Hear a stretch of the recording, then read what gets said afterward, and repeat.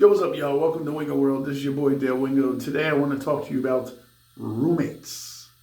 It's very important that you know that you're going to get plenty of roommates. You may have one, you may have 9. I currently have 5. Well, actually, now I have 4 because one went home the other day. Anyway, you're going to get a lot of roommates, and some may change throughout the season. Some may stay the same. You may get shifted. You may maybe even get sent to a different site. However, you will have roommates that you have nothing in common with. You have roommates that you know nothing about. You have roommates you don't trust. You have roommates you don't like. And oh, by the way, they'll feel the same way about you.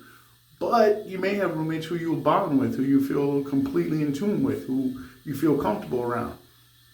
It's early in the season. Let things play out. See how things go before you pass judgment.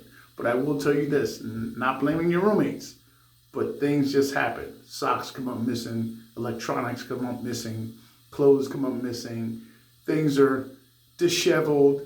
Your roommates may be sloppy, your roommates may be clean, your roommates may leave food out, your roommates may leave music on, they may leave the window open.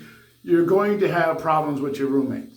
It's up to you how you address that, okay? You can either flip out every time and create dissension, or you can work with them, come up with a reasonable solution.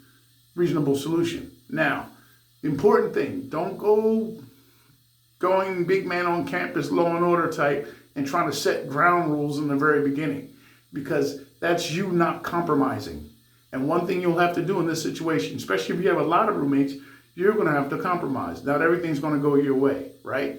So don't come in with a list of things that you want done, especially if you've done this before and like, oh yeah, when I was at Knack or when I was at Sitka, or I was at Dillingham. None of that means anything. You can just base that on your own experience. But you purveying that to someone else, they don't care. Okay? So find a mutual ground that you're willing to work with and work with your roommates. Otherwise, it's going to be a miserable existence. Now, the company I'm with, they do it a certain way. They try to give you the exact even amount of number of roommates. So half of you can work day shift, and the other half of you work night shift. So you're not all waiting to use the shower at the same time when you get home, or you're not all up at the same time when someone's trying to get to sleep. They split the shift down the middle, half day shift, half night shift. Now that's going to fluctuate a little bit once you start to go into each other's shift. Like once you start doing 16-hour days, it's going to overlap a little bit. But for the most part, it works. All right? So what happens here in my apartment, my room, there's 3 sets of bunk beds, and then there's 1 single bed. They say the person who gets the single bed is the luckiest because you don't have to put up with anybody shaking and rattling above or beneath you. Or you can get creative and dismantle the bunk beds and place them out so everybody has a single bed on the floor. As long as that's okay with your housing supervisor and everybody in the room, it should be no problem. We haven't done that yet because we haven't had a problem where people were having issues with bunk beds. So everything's cool so far. Now, people are going to forget their keys. People are going to lose their keys. They're going to bring food. They're going to have video games, all kinds of stuff. You're going to have to work through that. These are issues. It's because there's an age demographic that spans 30 years. You're going to have different personalities. And that's another thing. I'm the oldest person in my room now since the guy left yesterday. The youngest person in my room is probably 20 years younger than I am. So there's going to be age disparities, right?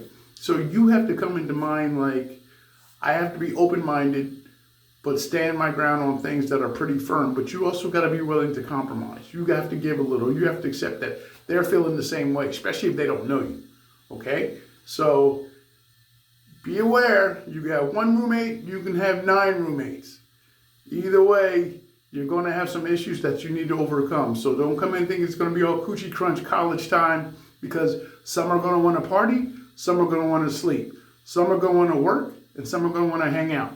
So you have to keep the main thing the main thing. If you came to Alaska or seafood processing to make money and just bank a check, then do that. But if you came out for the whole Alaska party, drinking, eating, socializing experience, okay, fine, but be respectful of your roommates, right? So either way, whatever your issue is, whatever your main goal is, make sure you do it, but be respectful of your roommates, all right? So keep all that in mind as you go forward. And once you get to your bunks and find out who your bunk mates are, just try to keep the peace. Remember, keep the main thing the main thing. You're here to make money, all right? And or party if that's your prerogative. This is Dale, Wingo World. I'm out. Peace.